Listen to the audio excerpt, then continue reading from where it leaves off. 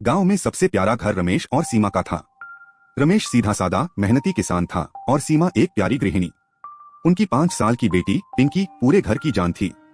रमेश जब भी खेत से थका हारा आता, पिंकी दौड़कर उसके गले लग जाती थी। सब कुछ अच्छा चल रहा था, लेकिन गांव के लालची मुखिया बलराम की बुरी नजर एक जमीन पर थी जो रमेश के पुरखों की थी। वह जमीन गांव के बीचों बीच थी और बेशकीमती थी। एक दिन बलराम ने रमेश को धमकाया, रमेश, यह जमीन चुपचाप मेरे नाम कर दे, इसमें तेरा कोई भविष्य नहीं है। रमेश ने हिम्मत से जवाब दिया, मुखिया जी, यह जमीन मेरे बाप दादा की निशानी है, मैं इसे कभी नहीं बेचूंगा। रमेश का विरोध बलराम को बर्दाश्त नहीं हुआ। उसने गुस्से में अपनी मुट्ठी भींच ली और मन में एक भयानक साजिश रच ली। उसी रात रमेश किसी काम से जंगल के रास्ते जा रहा था। अंधेरी रात थी और केवल जुगनुओं की रोशनी थी। अचानक झाड़ियों से मुखिया के 4 गुंडे बाहर निकले और रमेश पर टूट पड़े। रमेश चिल्लाया, यह क्या कर रहे हो? गुंडों ने क्रूरता से उसे पीटा। बहुत अकड़ थी तुझे, मुखिया जी का हुक्म नहीं मानता। रमेश दर्द से कराह उठा।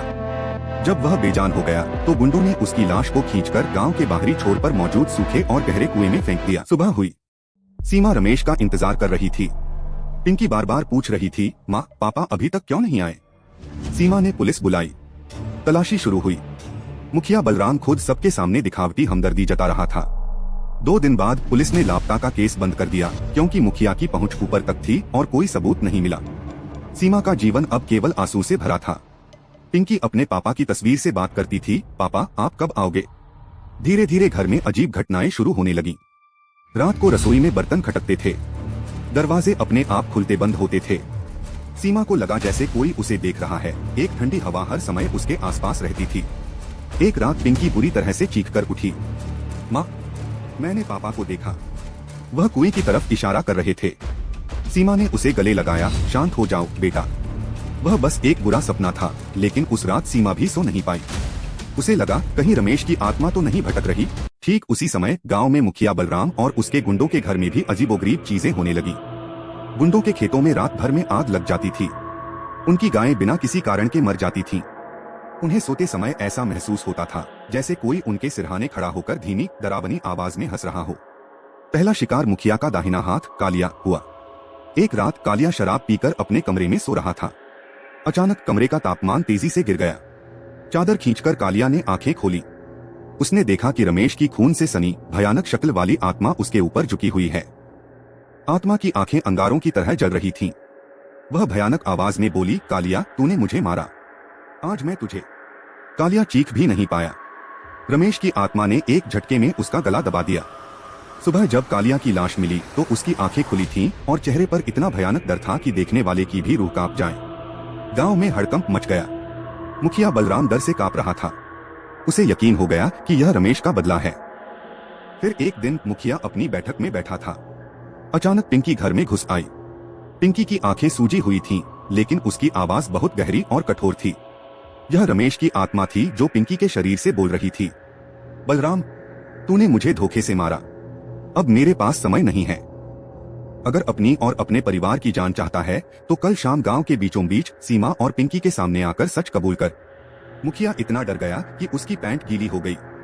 पिंकी का शरीर छोड़कर आत्मा चली गई और पिंकी जमीन पर बेहोश होकर गिर पड़ी। अगले दिन शाम को पूरा गांव मुखिया के इस अजीब बर्ताव के कारण इकट्ठा हो गया। सीमा पिंकी को गोद में लिए बैठी थी। मुखिया बलराम वहां आया। वह कांप रहा था। उसके चेहरे पर साफ साफ डर और अपराध बोध दिखाई दे रहा था। अचानक तेज हवा चलने लगी। मुखिया के सामने रमेश की आत्मा फिर से प्रकट हुई, लेकिन इस बार धुंधली और दुखी शक्ल में। आत्मा की आवाज गूंजी, बलराम, अब बोल, सबको सच बता, मेरी पत्नी और मेरी बेटी को न्याय दे। बलराम फूट फूट कर रोने लगा। वह घुटनों के बल गिरा और जोर से चिल्लाया, हाँ, मैंने मारा रमेश को, मैंने ही गुंडों से उसे मरवाया और उसकी लाश कुएं में फेंकवा दी।